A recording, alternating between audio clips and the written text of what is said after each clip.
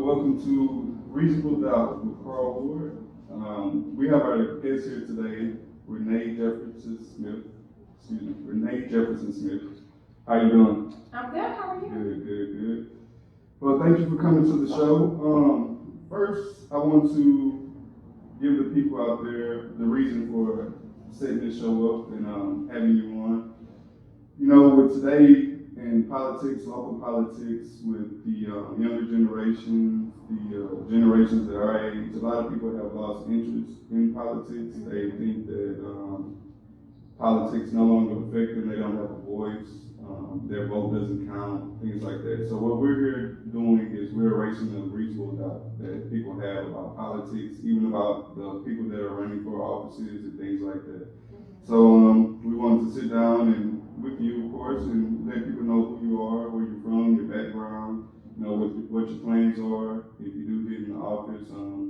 So I guess we can start by letting us know where you're from. Well, thank you for having me, first of all. So I'm Renee Jefferson Smith. I'm a candidate for Houston City Council District B, and I am from Acretone, Texas. The Fofo, as we all know it to be. Born and raised in Acretone. You know, often I just say that I'm from Acretone, but then I also have to remember I was actually born there. So I was born at Citizens General Hospital and taken back right down the street and was raised in Acretone. Okay. And what high school did you graduate from? I graduated from Eisenhower High School, swoop.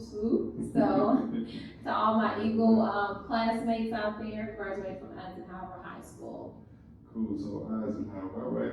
And I guess so, coming up as a child, what are some things that you saw in your community that you wanted to change, that you maybe saw and was like, maybe we can do that a little different, maybe the roads can be better, or was there anything you remember coming up? Well, you know, as a kid, most kids, and the reality is most kids are not thinking about things they can change in their community. True. But I can tell you, there are some things that made an impact in my life. And so I can remember coming up as a child and a young teenager, and war against drugs had really hit the scene. And so Lee Brown was in office at that time, and crack cocaine had just really hit the streets a lot. And so it was affecting a lot of lives. And you know, that's one of the things that I really remember. And then just crime was really, really high. And so when you thought about the community Acretone, it was always said, oh man, that was a dangerous place to be. And even more so, if you thought Acretone was dangerous, then you dare not go into Fifth Ward because it was supposed to be even worse than Acretone. So I would have to say, you know, drugs and crime were some of the things that I can really remember changing the dynamics of what a community is supposed to look like to a child. Right. Okay, so those are things you remember coming up. And I guess as we move forward, we asked about high school. Let us know about your family, you know, college, what career you're in now. Right. So, you know, all of my family is still in Acretone, my paternal and my maternal side. They were born and raised in Acretone, and of course, you know, we have some family that are in some other cities throughout the United States, but the majority of my family is, again, from Acretone. My grandparents are still there, and my family and I now live in the Trinity Garden area. One of the great things is that my husband's family and my family both originated out of Fifth Ward. My family went to Acretone, his family stayed in Fifth Ward, Catherine Garden, City Gas, and Trinity Garden. So I'm a mother of 4. I have a son who's in dental school at UTSA. I have another daughter who's getting ready to be a sophomore in college. I have a son who's getting ready to be a sophomore in high school, and a 7-year-old daughter. And so I'm a small business owner, which I'm really, really proud of. There's nothing like entrepreneurship to kind of teach you the hurdles and the obstacles in life. Because your finances is not generated at the hands of someone else. You have to work for everything that you have. And so I own a boutique medical spa here in Houston. Okay, so cool. That's good to know that, you know, you're from the area that you're looking to serve. Right, and as I stated, I graduated from Eisenhower And when I graduated, I wasn't the one to go straight to college, but I did attend Texas Southern University, and I ended up getting a degree in psychology. Okay, cool. That's good to know. So I guess the next question is what led you into politics? What made you want to get into politics and decide, I want to run for office? Right. So, I've always been a giver, and I've volunteered in many different areas throughout the city of Houston. I made community service a part of my business. It's not just something that I do, it's actually a lifestyle for me. And so that's one of the things that I teach my children. But the most interesting part about that is being that I have lived in the district all of my life, I've had a huge advantage to see how oppressed we really are. And what I mean by that is the ability not to be able to grow past what it is that we see within the district. And so because I was able to look, you just asked about my childhood and asked about drugs, and even though it doesn't seem to have the impact that it once did, it's still very relevant and it's still out there. And it's kind of an up in your face situation, nobody's hiding behind the bushes smoking crack anymore. Prostitution does not look like the short skirts and the bralettes or whatever. It's just all up in our faces. And so, I just made a decision that I wanted to make a greater impact in my community. We're under-resourced, underprivileged, underserved. And, my decision to run is not just for my children, but it's for generations to come. And, we are in a situation where I just told you I still have my grandparents, but a lot of people are not visiting their grandparents. A lot of seniors just don't have the attention that they need. As you know, if they're not coming for our schools, they're coming for our property, they're coming for our neighborhood, everything that's of value to us, whether we see it as value or not. And so for those reasons, I made a decision to run. Okay. And I guess so you're running for District B. I guess the question I have, what area does District B cover? Can you let everyone know? Sure, absolutely. So District B is northeast of George R. Brown. It's going to cover 5th Ward, Trinity Garden, Cashmere Garden, Pleasantville, Bordersville, Lakewood, City Gas. It covers the airport, it covers Greens Point, it covers Acres Home. It's a very big district. Scenic Woods, Fontaine, all of those areas are in District B. Bordersville, which is a little pocket out in Humble. Wow, yeah. As I'm listening, and it's registering in my mind with all these different places. Shepherd Park Terrace over off of Shepherd, Heather Glen. It's a very, very big district. Right. But when you think about that district as a whole, and when you think about the district as a whole, from Acres Home to 5th Ward to Trinity Garden, all these areas, you ride through them, they all look the same. They all look the same. Okay. What about, with the exception, I guess we can say of the Greens Point area, more of a business district area. With the areas being so widespread, how do you plan to meet everyone's needs? And I guess what you're saying that, for the most part, a lot of the areas look the same. So right. But even Greens Point now. Right. Even one of the main grocery stores that I can remember in Greens Point was Kroger, that was right next to Luby's. Right. Everybody visited that Kroger. Whether you were on the side of the mall or whether you were on the other side, there was the Dollar Movie. There was so much activity going on in Greens Point. I actually worked at Contempo in Greens Point Mall, and that was like the place to be. Even as early as when the Magic Johnson Theater hit Greens Point. And so economically, Greens Point has gone down, and there are some things that are happening in Greens Point, but you have to take notice to what is happening where the people that are in our best interest or in our vested interest are. And so economically, I don't see anything happening on that side of Greens Point. I think one of the most important things that I can offer as the next city councilwoman is to make sure that I'm visible. People need to see you, and they need to make sure that they have access to you. And one of the things that I plan to do is to have leadership meetings whether it be with my super neighborhood presidents, with my civic club presidents, with my community advocates.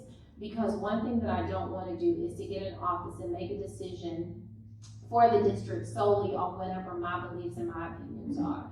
So I think collectively, it's great to have the input of everyone. How will you bring those people together from those different areas of Houston? And you just schedule a monthly meeting, a routine meeting, and again, making sure that you're visible. In some cases, these meetings are already taking place, so it's making sure that I am present at those meetings. Okay.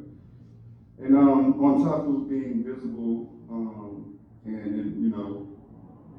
and covering the needs of the people and things like that, what other plans do you have if elected into office?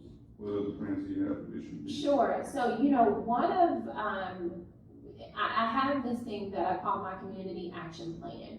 And what the community action plan stands for is you should be here. And I live by that because just like any other Gen X or millennial, when my husband and I got married, we once thought that we wanted to move to like Humble or somewhere, and live what I guess people would consider the American dream. And then we had to ask, why are we moving? Who are we moving for? And so I realized, and then helped him realize, we should be here. We should be right where we are. We've inherited our property. We don't have a mortgage. We're a young couple, and that's one of the biggest blessings that you can have in the American dream is to be mortgage free.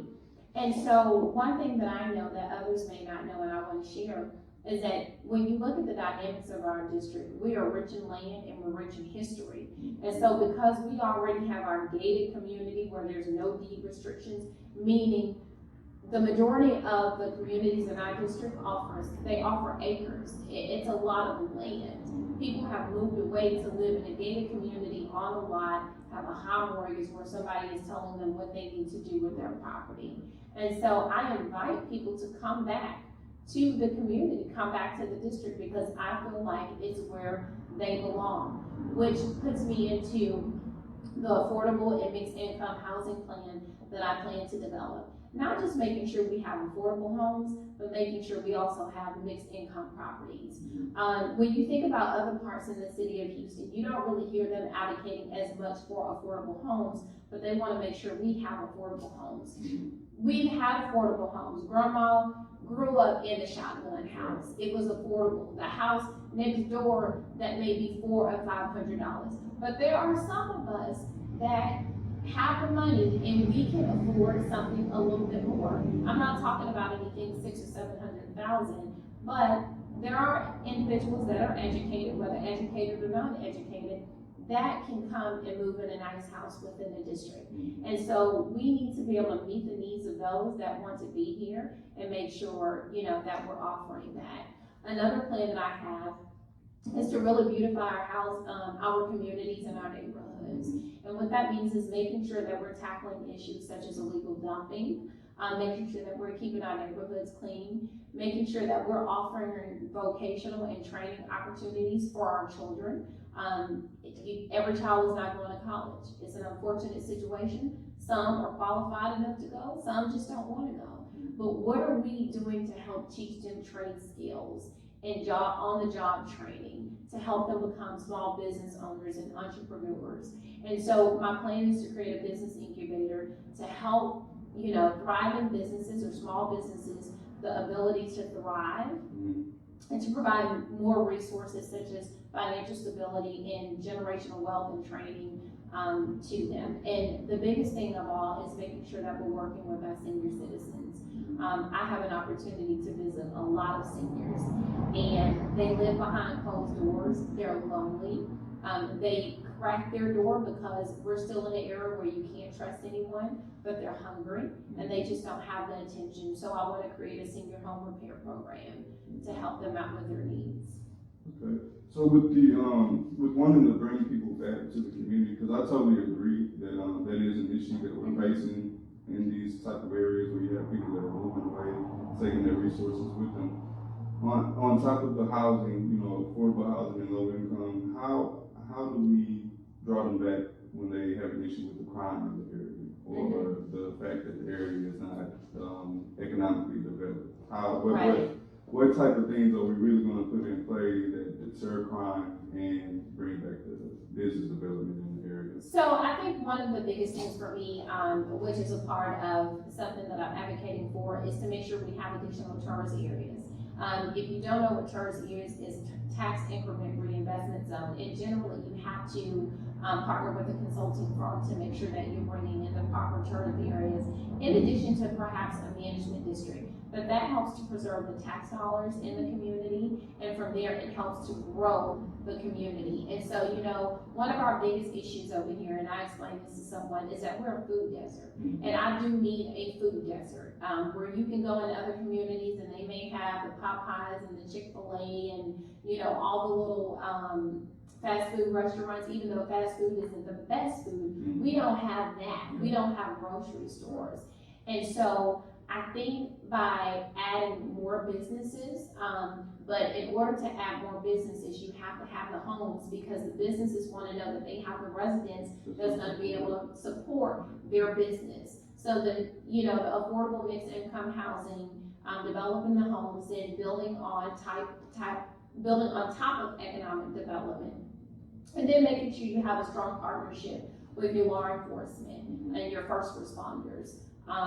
I think that's one of the most important things that you can do to develop and make sure that your community is going in the right direction. Okay. So from my understanding, what you're saying is we'll build a better relationship with the police department, and that way maybe we can deter crime that way.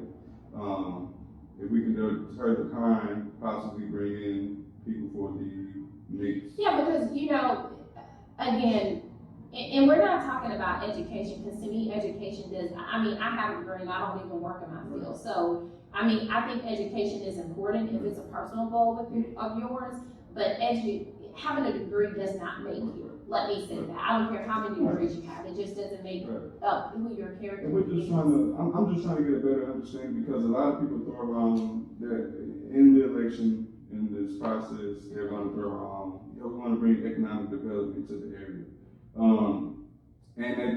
With just saying that, you're just saying, but it sounds like you have a plan that could work, and I'm just trying to make sure that the people understand it. Yeah, no, definitely. And you know, you have to have a plan, because it's one thing to be running for office and share with the person what you want to do, but then you also have to have a plan. One thing that I know as a business owner and also working in a regional position with the oil and gas company is that partnerships matter.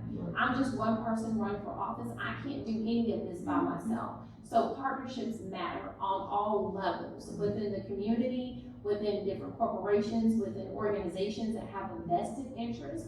And so through the right partnerships, so when we talk about development, building relationships with developers, looking at the price points and evaluating the market, just seeing where they are and what the properties that we can develop that are going to attract those individuals to come back into the community. And with that, one of the most important things is to make sure that we're preserving our history and our legacy here. We don't want to be pushed out.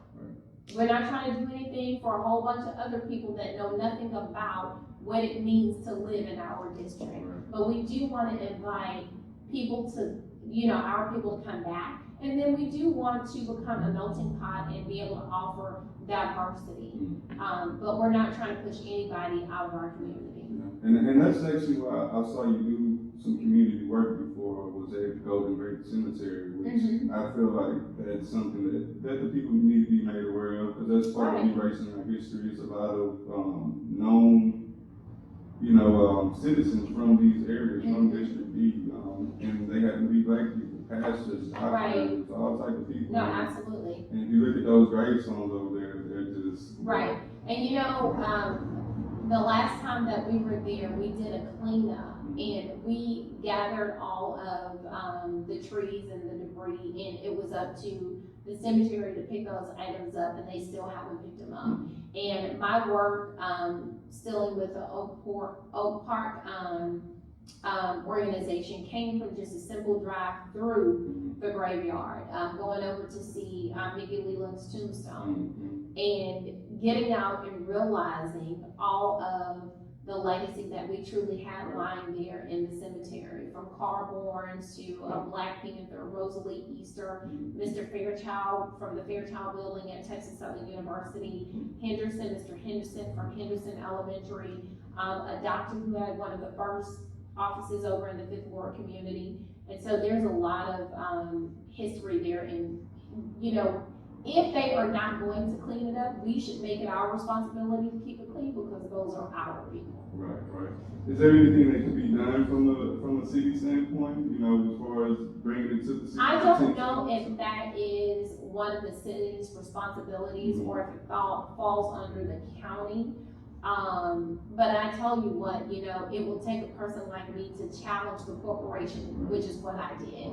And both times they made an agreement to become a part of the cleanup. And so sometimes that's what you have to do. You know, you gotta put your boots on the ground, strap them up, go knock on the door of the person that you need to speak to, and make yourself known and present. And so that's exactly what I did. Cool, that's wonderful. And let us know about any upcoming events that you have, any projects or anything that you're working on. Well, I mean, I have so many events coming up, but one of the most important ones is, well, first of all, let me say this: we have 2 parades coming up. Okay. So we have a parade coming up on June 8th. That's going to be in the Fontaine Scenic Wood area, and so here in Northeast Houston, down on Homestead where the old Kmart building used to be. Okay. And then we have the Mayor's Juneteenth parade coming up. That's going to be in Acretone. Okay. I'm really excited about that one because that's also going to be my campaign kickoff party. Okay. And so it's going to be held at Cajun Corner, which is at the corner of West Montgomery and Little Yard.